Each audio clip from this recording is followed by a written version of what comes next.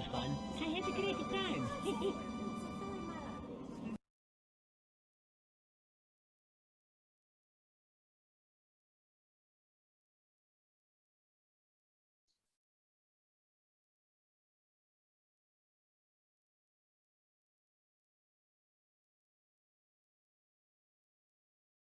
I am not Morgan Freeman, and what you see is not real.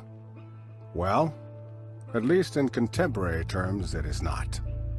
What if I were to tell you that I am not even a human being? Would you believe me? What is your perception of reality? Is it the ability to capture, process, and make sense of the information our senses receive? If you can see, hear, taste, or smell something, does that make it real? Or is it simply the ability to feel? I would like to welcome you to the era of synthetic reality. Now,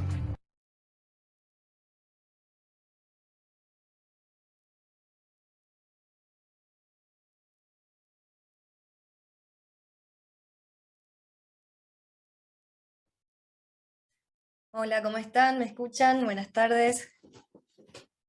Bueno, antes que nada quería comenzar agradeciendo este espacio a todos los miembros de Abogados del Foro, especialmente a Patricia Trota, Nahuel Altieri, a Facundo Castro y bueno, y todos los que están acá presentes. Agradecerles por participar a todos en esta charla, que es una de las primeras charlas que vamos a realizar este año, y que tengan en cuenta que al ser una de las primeras, seguramente nos vayan a quedar muchos temas por hablar, por charlar, por debatir. Hoy vamos a hablar de inteligencia artificial y de derecho, así que es un tema que es muy rico y que es muy amplio. Así que cualquier duda que ustedes vayan teniendo, me pueden escribir al chat por privado y las vamos sacando. Bueno, con volver a agradecer este espacio a Abogados del Foro, me presento, mi nombre es Magalí, yo soy una de las participantes de la Comisión de Derecho Informático y Nuevas Tecnologías. Agradecerle a Ariel Aguinsky, que es el director de esta comisión y el mentor de todo el equipo, un lindo grupo que tenemos. No somos muchos, somos pocos. Hoy vamos a presentar esta charla algunos de nosotros, pero que sepan que atrás de todo este equipo siempre participamos todos y nos damos una mano muy grande. Así que de paso los invito a que puedan participar si les interesa y si quieren ser parte de esta Comisión de Derecho Informático y Nuevas Tecnologías, están bienvenidos. Nos escriben, pueden participar de diferentes eventos, de charlas, debates y cualquier encuentro que nosotros vamos realizando durante el año. Bueno, no sé si alguno de los chicos de mi equipo, Ariel, ¿vos querés decir algo? Bueno, como ya inicié, les comenté que íbamos a hablar de inteligencia artificial y derecho. Voy a presentar a los disertantes de esta comisión del día de hoy. La doctora Constanza Castro Míguez, que es especialista en Derecho Informático, graduada en la Universidad de Buenos Aires. Es asesora legal en la Dirección General de Infraestructura, Mantenimiento y Servicios del Ministerio de Cultura de la Nación. El doctor Patricio Viali, para nosotros Pato, abogado y graduado también en la Universidad de Buenos Aires, es consultor y especialista en Derecho Informático. Al doctor Martín González, abogado y graduado en la Universidad de Buenos Aires, especialista en Derecho Informático también, y especialista en Inteligencia Artificial y Derecho. Para no aburrirlos, y si quieren, perdón que me están hablando acá en el chat, ahí está, Ariel puso el link si se quieren adherir al grupo, está el link en el chat, así que los invito a todos a que puedan con un clic ya son parte de nosotros. Así que bueno, empezamos entonces. Empezamos con esta charla, así no la hacemos tan larga y que no sea no sea tan aburrido y que sea bastante dinámico. La idea de hoy es esa. Bueno, vamos a hacer la primera pregunta, que es la que varios de nosotros tenemos, y vamos a ver con quién arrancamos. ¿Qué es la inteligencia artificial? Bueno, ahí, si se me escucha correctamente, gracias por la presentación, Maga. Gracias, insisto, nuevamente para Abogados del Fuero por facilitar este espacio. Siempre es muy importante para nosotros dar difusión a todos estos conocimientos para los abogados, abogadas que lo ejercen día a día. Así que es muy importante estos encuentros que consideramos enriquecedores para nosotros. Esperamos que lo sean para ustedes también. Yendo específicamente a la pregunta que mencionabas, Maga, hoy en día no existe, no hay una definición concreta de lo que es inteligencia artificial, o al menos una que esté consensuada o que sea uniforme, ¿sí? Esta definición, a su vez, fue mutando a lo largo de la historia y fue transformándose, porque tengamos en cuenta que la primera mención de esta tecnología fue hace más de 50 años. Entonces, bueno, a lo largo del tiempo hubo avances y retrocesos que hizo que se modificara incluso su alcance, el objeto y todo lo que tiene que ver con esta tecnología. Capaz un buen punto de partida tiene que ver con entenderlo como aquel campo de estudio multidisciplinario que lo que busca es entender la forma en la que funciona el cerebro humano. Y en lo posible, tratar de emular a esta inteligencia humana en máquinas, ¿sí? Después de definiciones hay un montón. Considero que esa, como mínimo, reúne los elementos base como para empezar a hablar del tema. Y no es la idea tampoco aburrir con muchas definiciones. Sí considero que para poder hablar de inteligencia artificial, más allá de la definición que uno adopte, es importante entender de qué está compuesta la inteligencia artificial y cómo funciona la misma. Y acá es importante empezar a hablar de algoritmos, ¿sí? Y entender de qué se tratan los algoritmos, ¿sí? Estos técnicamente se tratan de instrucciones informáticas, son comandos que recibe una determinada máquina para la realización de una acción, ¿sí?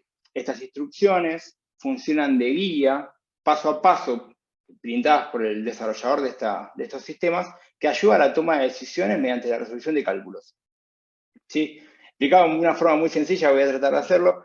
Estos sistemas toman una información determinada, la procesan conforme comandos específicos que fueron brindados por su desarrollador. En función de eso, se obtiene un determinado resultado, ¿sí? Y acá surge quizás la pregunta que parece redundante, pero no lo es, si la inteligencia artificial es efectivamente inteligente. Creo que en este estadio en el que nos encontramos no, porque lo que hace son correlaciones, ¿sí? Estos sistemas lo que hacen es juntar datos y de acuerdo a esto arriba a determinadas conclusiones, ¿sí? Y estas correlaciones a su vez pueden ser correctas o no, lo que también nos da la pauta de que la inteligencia artificial tampoco es perfecta.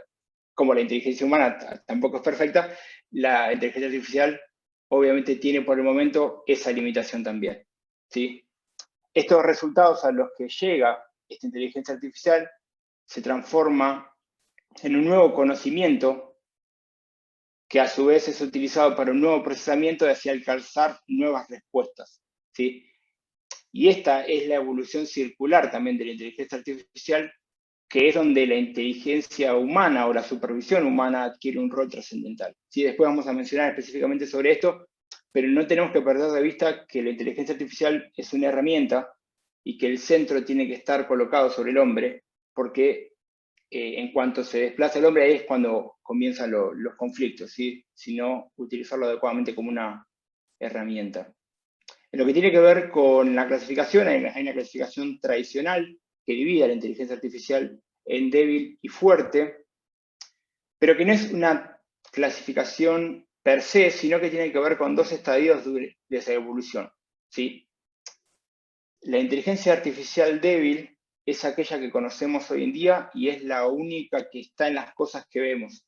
Si todo lo que vemos y nos relacionamos que está embebido en inteligencia artificial, es inteligencia artificial débil.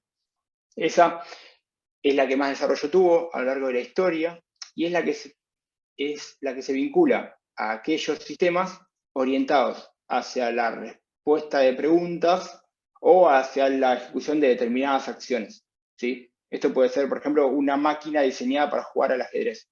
O sea, son sistemas que están preparados para la realización de una determinada actividad, pero vinculado a esa sola actividad, ¿sí? Sino que no pueden hacer una multiplicidad de temáticas. Acá lo que vemos fundamentalmente es una dependencia humana mayor, porque lo que depende es que sea una persona humana atrás la que esté generando este algoritmo de aprendizaje que les mencionaba recién e insertando la información de la que se va a nutrir este sistema de inteligencia artificial para después hacer los procesamientos correspondientes. Entonces, acá tenemos una dependencia humana mayor y lo que tenemos también es la realización de una única actividad, ¿sí? Como contraposición a esto, tenemos lo que se llama IA fuerte, que lo que busca es emular concretamente los procesos cognitivos humanos, de modo que cuando se presenta un nuevo inconveniente o una nueva propuesta de pregunta o temática para lo cual el sistema informático no está capacitado o entrenado para resolver, cuenta con un sistema de evolución y autoconocimiento que le permite, mediante estas habilidades, generar los conocimientos necesarios para dar respuesta a ese nuevo requerimiento, ¿sí? Esta quizás sería una de las formas más avanzadas en emular la inteligencia humana, porque busca comprender, o sea, emular las capacidades de comprensión, razonamiento y aprendizaje que tenemos nosotros. Fuera de estas dos definiciones,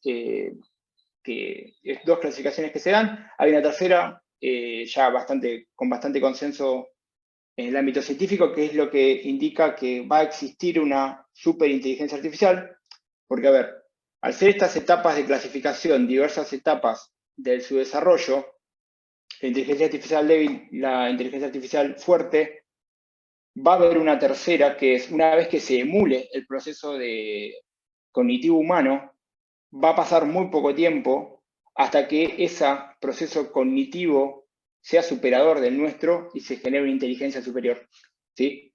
Pero bueno, todavía estamos en la etapa de inteligencia artificial débil, son esas las tecnologías que tenemos, y lo que ahí encontramos, van a haber sistemas más sofisticados, menos sofisticados, perdón, pero van a estar todos dentro del marco de la inteligencia artificial débil.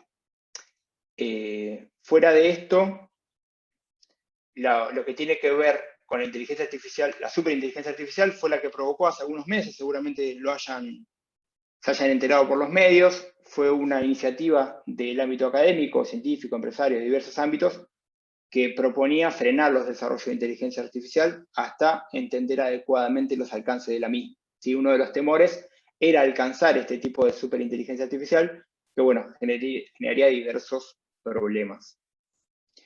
Pero bueno, volviendo a lo que hablaba recién, al existir lo que tiene que ver con IAs débiles, hay diferentes tipos. La más importante quizás es la que tiene que ver con inteligencia de Machine Learning, inteligencia artificial de Machine Learning, que su característica fundamental tiene que ver con que el procesamiento, o el resultado al que se llega, surge de un procesamiento autónomo del sistema que se diferencia de los algoritmos que le brinda el desarrollador. No quiero marearlos.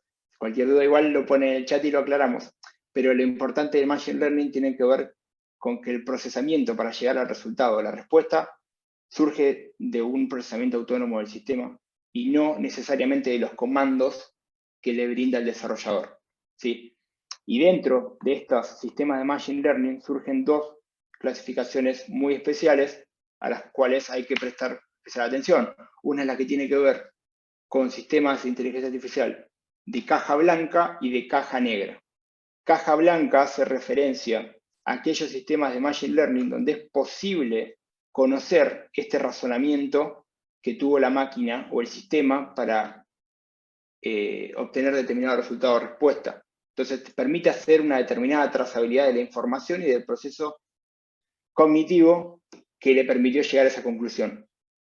En contraposición están los sistemas de caja negra. Caja negra no tiene nada que ver con la de los aviones. Esta caja negra tiene que ver con aquellos sistemas donde no es posible conocer el procesamiento lógico que tuvo el sistema para arribar a determinado resultado o respuesta.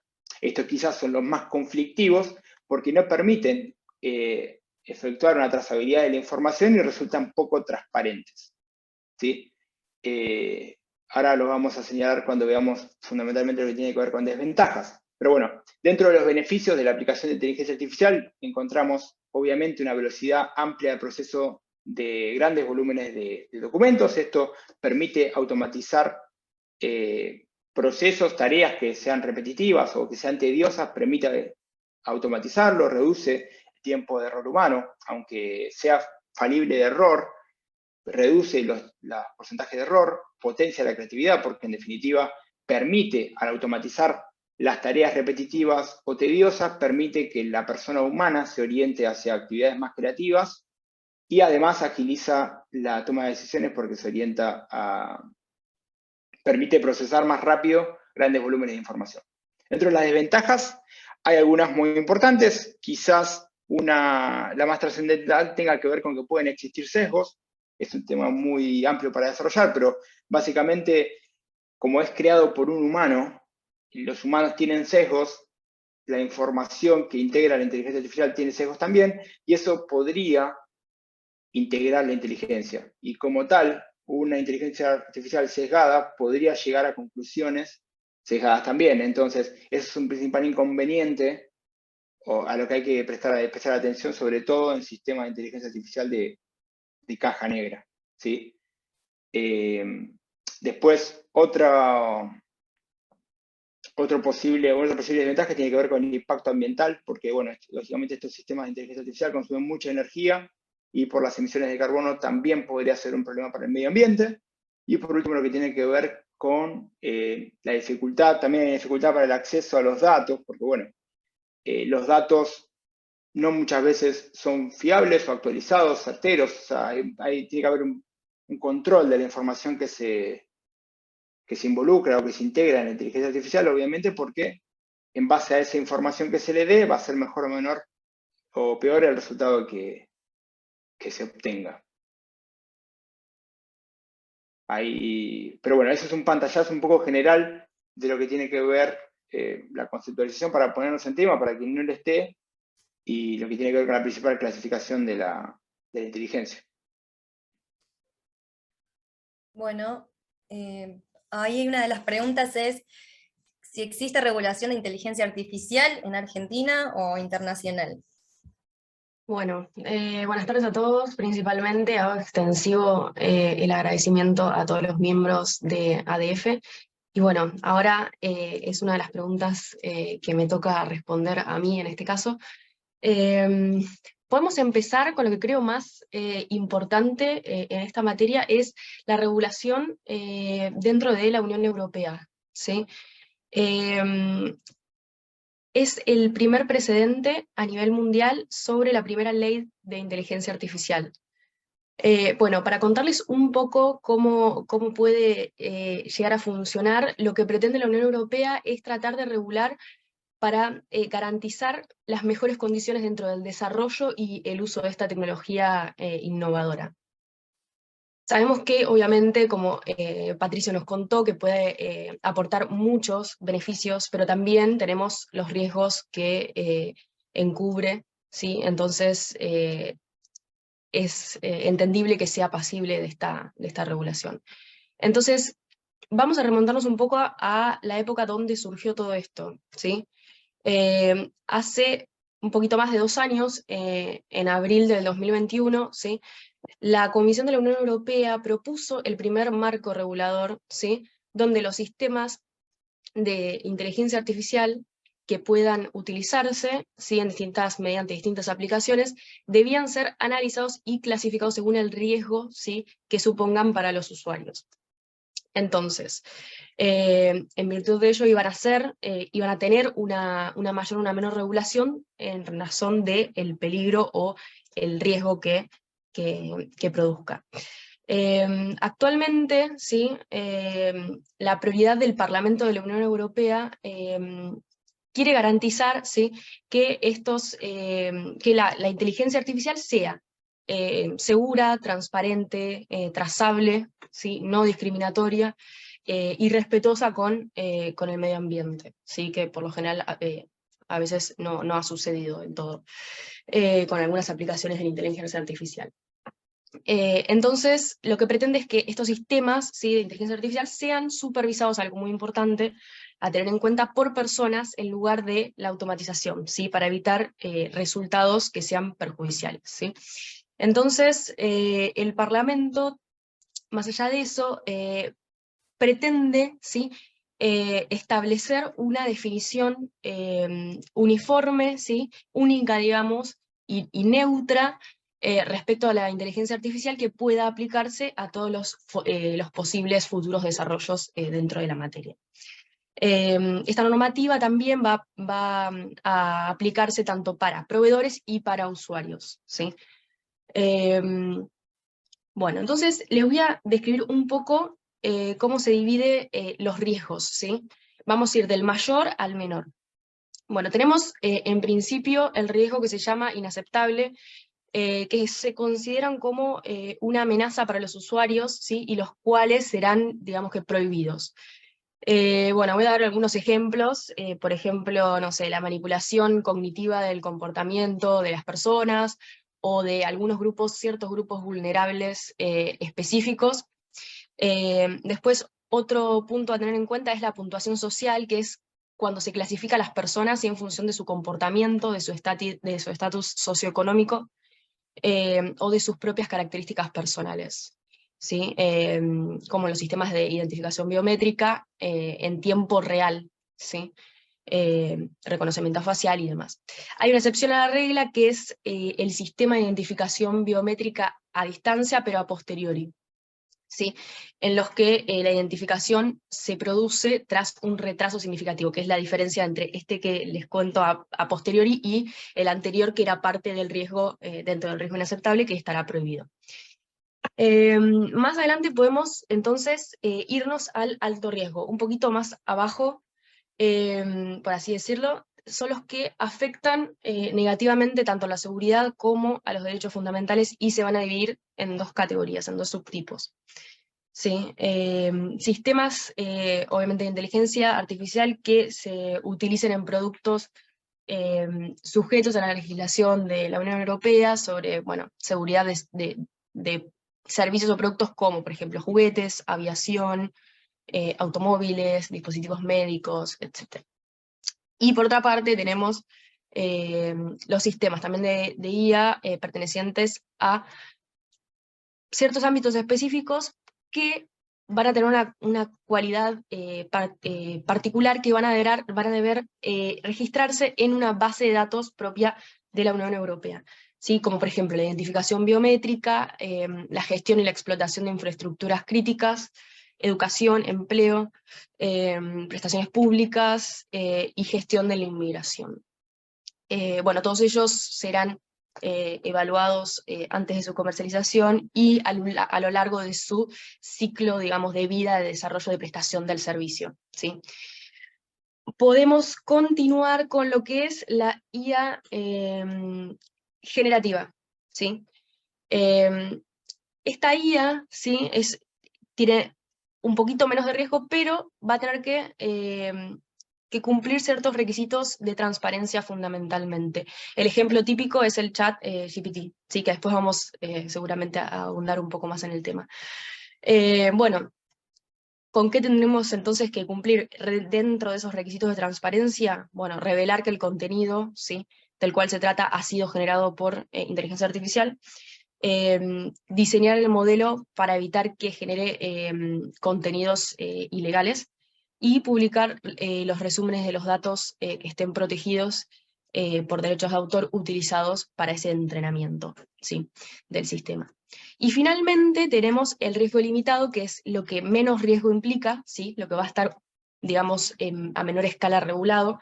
Son nuevamente sistemas que van a tener que cumplir con ciertos requisitos mínimos de transparencia, y que en este caso permitan a los usuarios tomar decisiones, con conocimiento de lo que están realizando, ¿sí?, o del servicio que son pasibles de recibir. Entonces, el usuario va a estar consciente, ¿sí?, que está interactuando con inteligencia artificial, ¿sí? Por ejemplo, un ejemplo súper conocido, o al menos uno que pudimos digamos que representar o reproducir sería mejor la palabra más correcta, al inicio de la clase. No sé si todos, bueno, lo recuerdan, el video de Morgan Freeman, sí que trata de emular una persona, digamos, son sistemas de aplicación de IA que tratan de emular una persona, un rostro humano, ¿sí? Y que cuente algo, que relate algo, que diga, ¿sí? Un texto o lo que sea.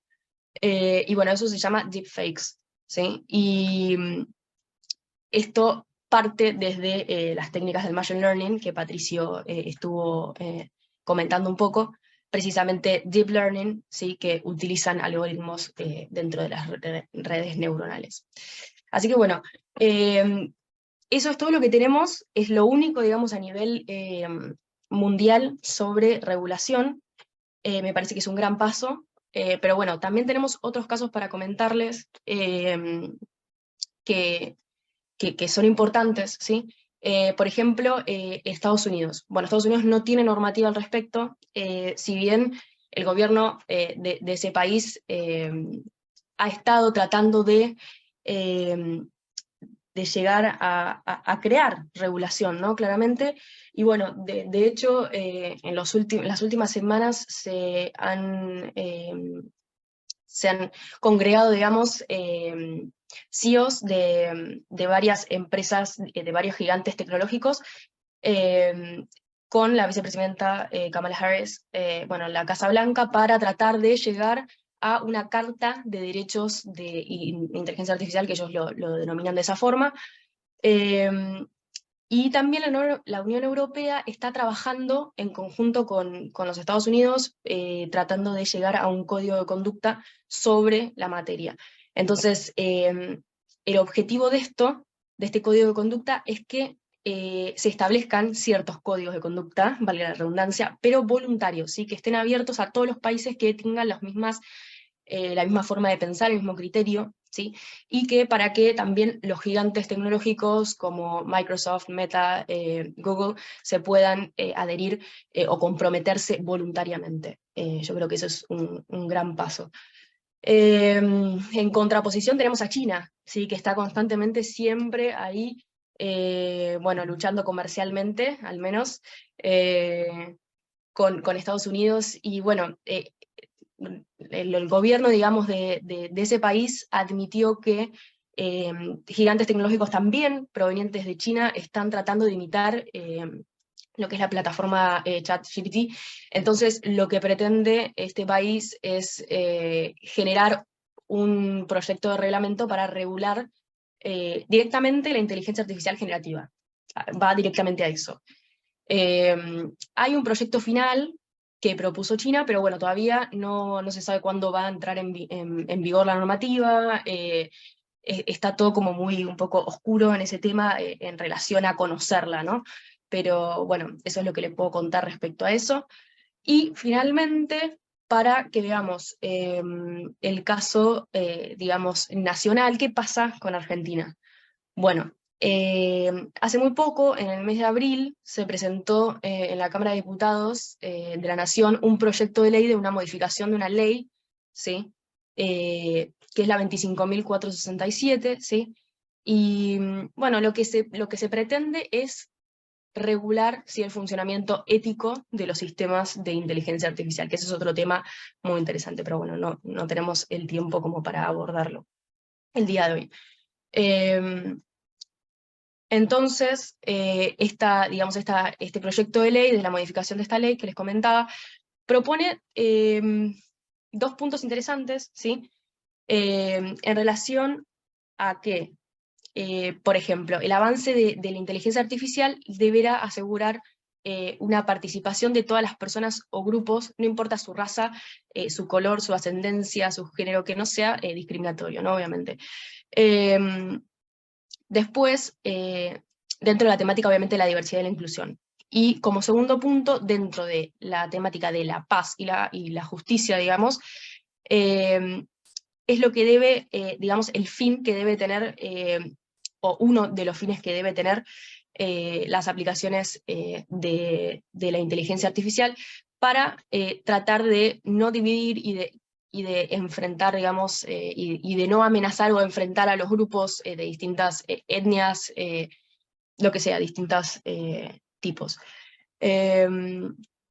Bueno, y ahí ya, digamos que concluimos, o sea, no avanza mucho sobre el tema, pero quizás es un inicio y es bueno reconocerlo, que al menos pudimos dar un pequeño paso a nivel nacional y que estamos, digamos, en carrera.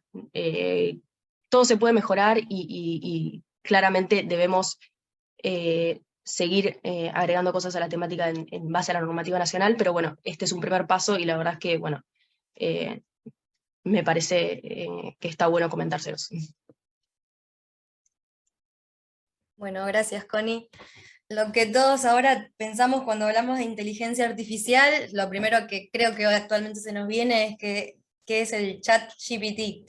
Entonces, Martín nos va a hablar un poquito de esto y que nos explique cómo funciona. Bueno, antes de empezar, quiero agradecer a todos, a las autoridades de la asociación, a mis compañeros de equipo y bueno, obviamente a todos los colegas que están en calidad de oyentes. Bueno, dado que el tiempo que tenemos es muy corto, voy a intentar explicar contestar esta pregunta en una forma, en un lenguaje sencillo y sin adentrarme, por supuesto, en cuestiones técnicas que son propias, obviamente, de los expertos informáticos, más allá de alguna mención necesaria. En un lenguaje sencillo y claro, el ChatGPT-3 fue desarrollado por OpenAI, fundada por Elon Musk. Es un sistema de inteligencia artificial que pertenece al género de los denominados agentes conversacionales o chatbots, y pertenece también al grupo de las inteligencias artificiales generativas de las cuales habló Connie.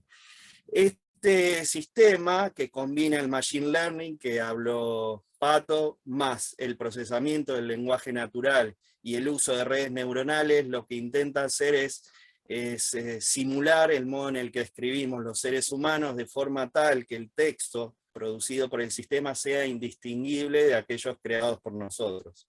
Si bien el fin principal de este sistema es el de funcionar a modo de pregunta-respuesta, proporcionando al usuario respuestas coherentes y precisas sobre una gran variedad de temas, puede realizar otras tareas que son, digamos, que están englobadas dentro de la comprensión del lenguaje natural y lo dotan de una funcionalidad multipropósito.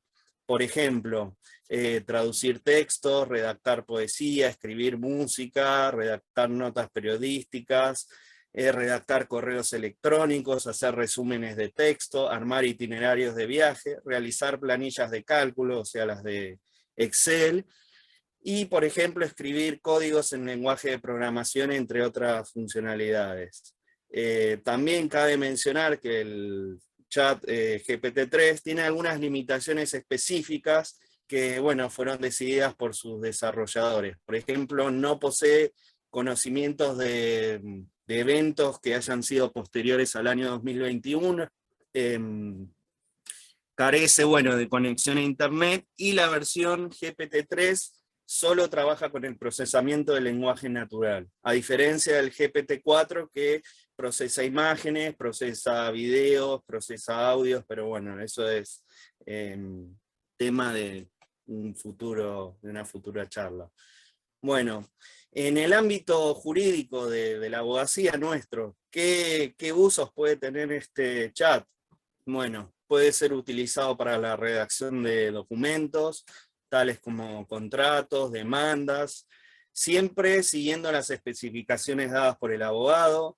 Puede servir para tomar decisiones estratégicas, ya que tiene una capacidad de predecir el resultado de casos en base a, obviamente, al análisis de información, de jurisprudencia y leyes aplicables. Puede automatizar procesos legales repetitivos, como bien dijo Patricio. Por ejemplo, puede servir para la revisión de contratos o la gestión de documentos, y también puede servir para el análisis de casos, básicamente. Bueno, dicho esto, ¿cuáles son las implicancias del uso de este chat en nuestra profesión? bueno, siguiendo lo que dijeron tanto Patricio como Connie, una primera aproximación a mí me lleva a la pregunta de si este tipo de tecnologías nos va a reemplazar a nosotros como abogados. Y en primer lugar, mi respuesta inicial es negativa, y para justificar esta respuesta, tengo en consideración lo siguiente. Según el estado actual en el que estamos, estos agentes conversacionales, si bien resultan avanzados, proporcionan respuestas que no siempre son correctas. Entonces, en este sentido, el operador jurídico debe estar capacitado no solo en el uso de estas herramientas, sino contar con un sólido conocimiento jurídico ante la posible falibilidad del sistema. Y en este sentido les puedo traer como ejemplo un caso reciente de un abogado del estado de Nueva York que usó el chat GPT-3 para un caso de lesiones contra la compañía Avianca, y en su argumentación citó casos falsos que el precedente, obviamente, citó casos falsos como precedentes que el bot había inventado. Entonces el tribunal, frente a este caso, descubrió, por decirlo de alguna forma, el engaño, y consideró la posibilidad de imponer sanciones al abogado, obviamente por el engaño y por violar las normas éticas. En este caso, el jurista admitió que había usado el chat GPT-3, pero dijo además que no tenía intenciones de engañar al tribunal, y remarcó que no sabía, que no tenía conocimientos, que esta herramienta se trataba de un generador de lenguaje. Él pensaba simplemente que era un motor de búsqueda. Entonces, por eso es importante siempre tener conocimientos jurídicos sólidos y no confiarse de este tipo de herramientas. Además, también, y siguiendo lo que dijo Pato en la primera parte de la exposición, hay un claro riesgo, por llamarlo de alguna forma, de que se automaticen todas las tareas que son codificables, especialmente las que son repetitivas, mecánicas, tediosas, burocráticas, que le van a permitir o le van a facilitar a los consumidores de servicios jurídicos la posibilidad de resolver problemas legales de poca complejidad a través de la inteligencia artificial. En este caso, hay una aplicación norteamericana llamada Do Not Pay, que ha resuelto infracciones de tránsito en el estado de Nueva York, en Londres, ahorrándole miles de dólares a los consumidores, pagando tan solo $3 la mensualidad por utilizar la aplicación. Con toda esta información llego a una primera conclusión, que básicamente es que el uso de estas tecnologías nos va a ir reemplazando paulatinamente en aquellas tareas que son automatizables y codificables, obligándonos a concentrar nuestra fuerza de trabajo, capacidades cognitivas y creatividad en aquellas tareas nuestras que demanden mayor complejidad intelectual, obviamente dotando de mayor calidad a la prestación de nuestros servicios profesionales y reduciendo los costos de acceso.